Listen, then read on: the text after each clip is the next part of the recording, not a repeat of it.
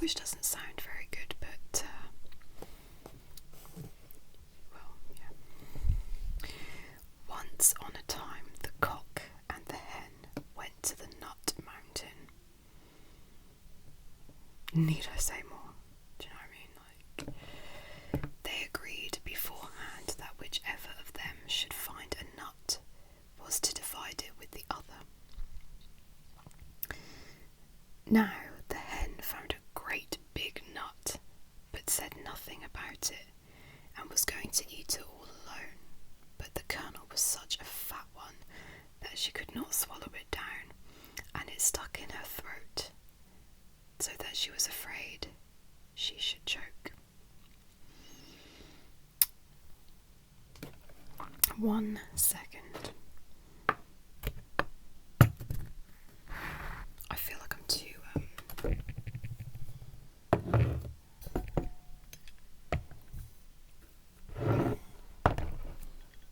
you can see that, but you can only see the tip. Okay.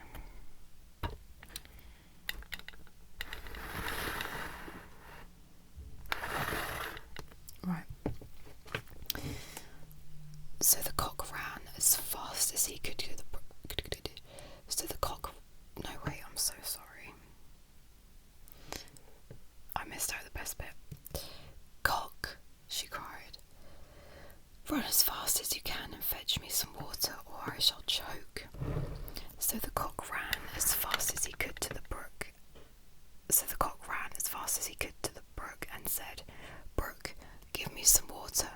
The hen up yonder is choking with a big nut stuck in her throat."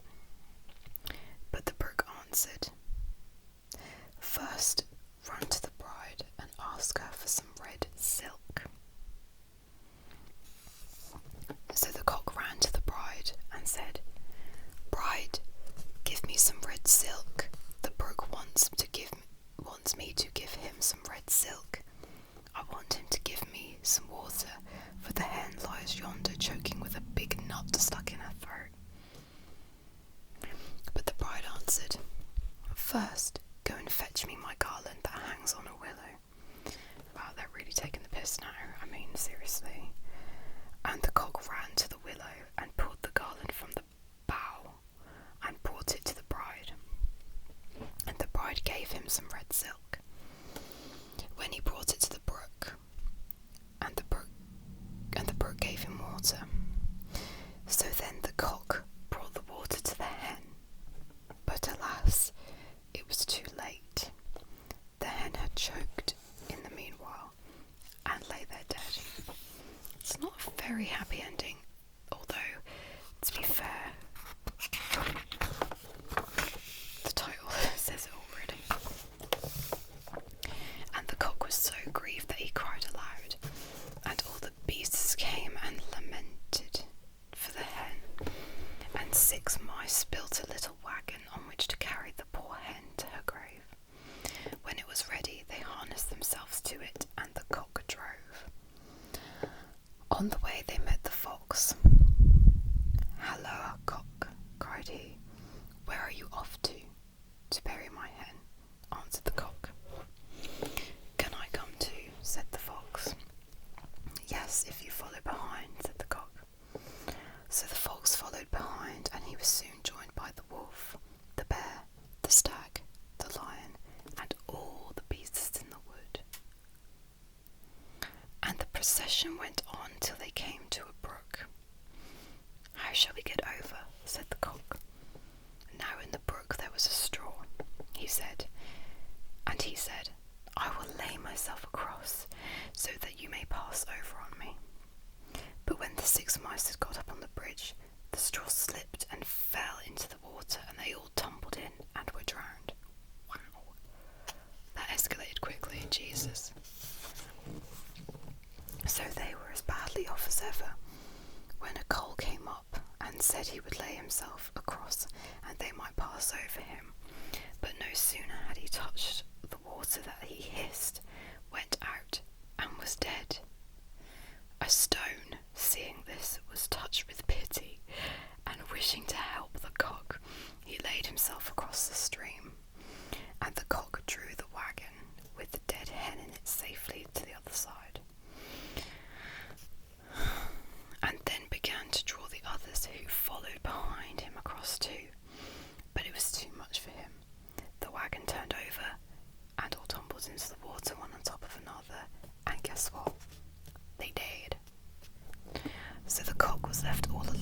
dead hen, and he dug a grave.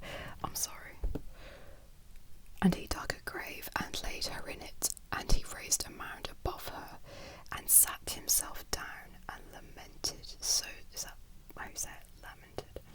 So sore that at last he died. And so they were all dead together.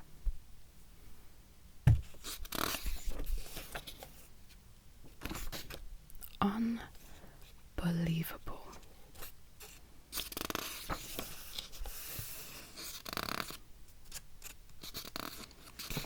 That was just really sad. Right, let's find another short one.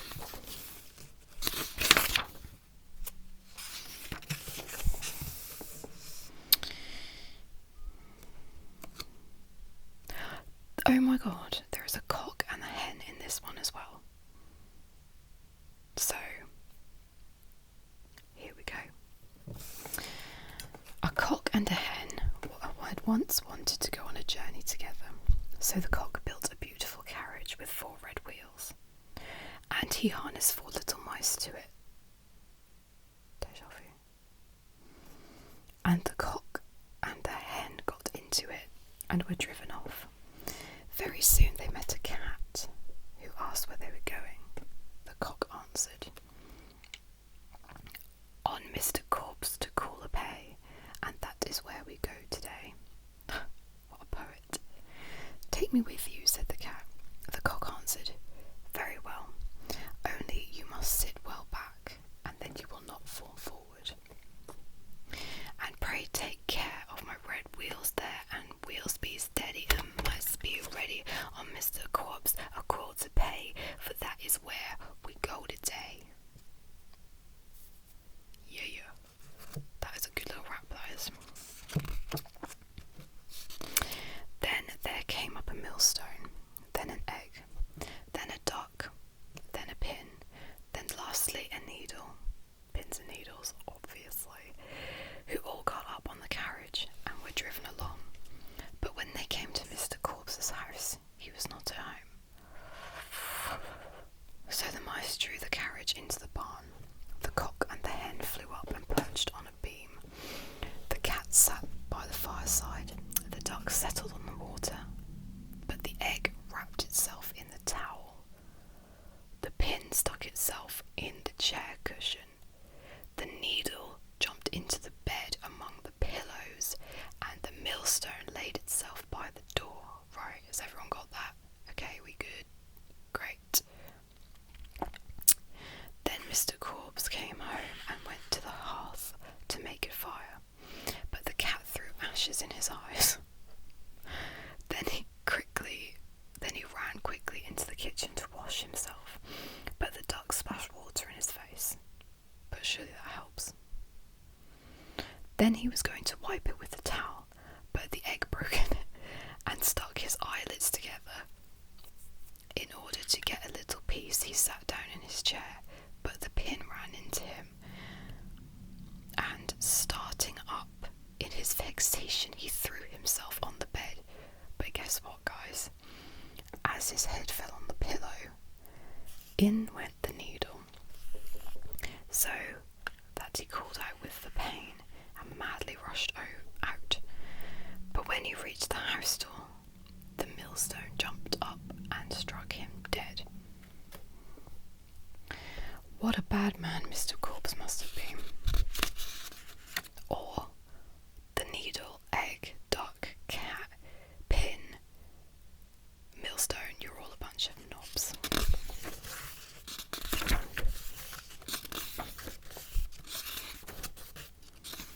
Okay, what have we got in here then?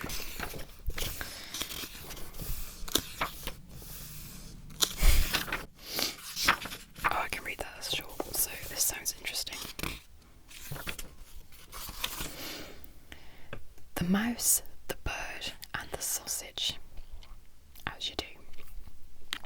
Once upon a time, a mouse and a bird and a sausage lived and kept house together in perfect peace among themselves and in great prosperity. And I think my mind is weird, like, I don't have sausages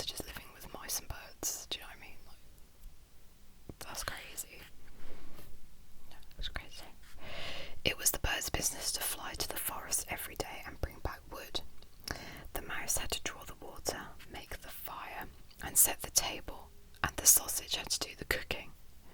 Hope no one pushes him into the frying pan. Nobody is content in this world. Much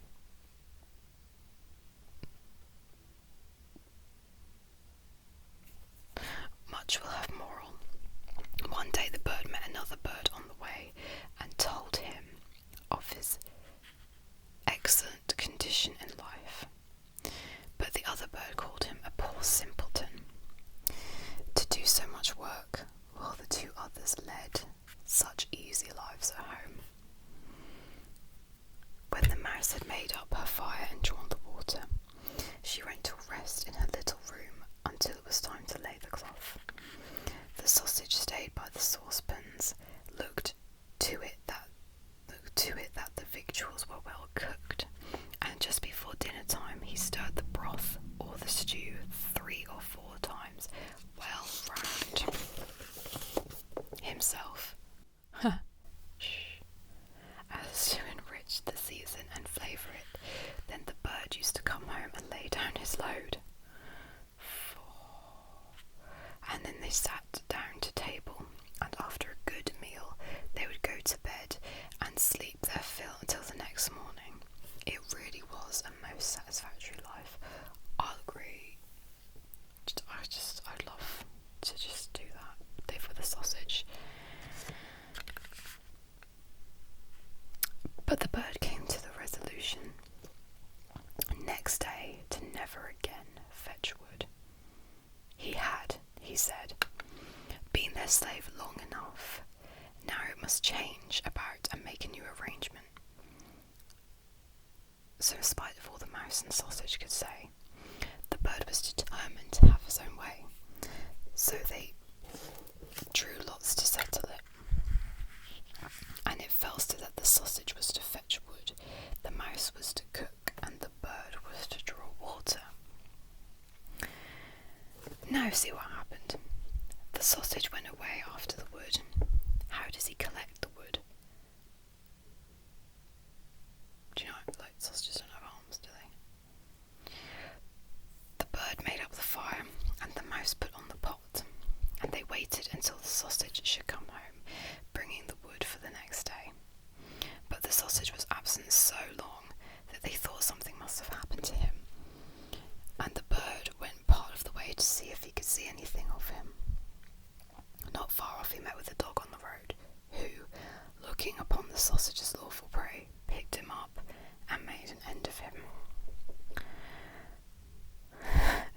The bird then lodged a complaint against the dog as an open and flagrant robber and murderer.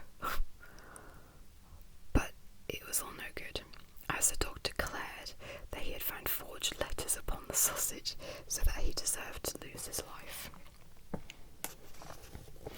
The bird then very sadly took up the wood and carried it home himself, and related to the mouse all he had seen and heard. They were both very troubled, but determined to look on the bright side of things and still remain together. I feel like I'm reading a news report. And so the bird laid the cloth, and the mouse prepared the food.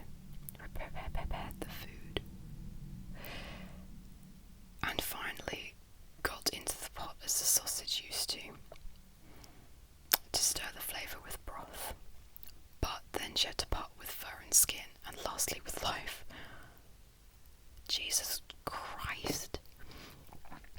When the bird came to dish up the dinner, there was no cook to be seen, and he turned over the heap of wood and looked and looked. But the cook never appeared again. By accident, obviously, by accident the wood caught fire, and the bird hastened to fetch water to put it out.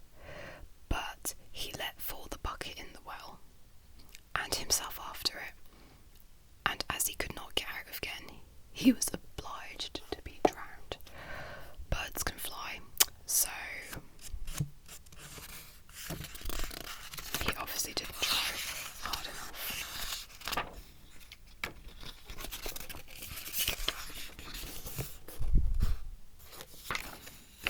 Okay. Such weird shit in here, honestly.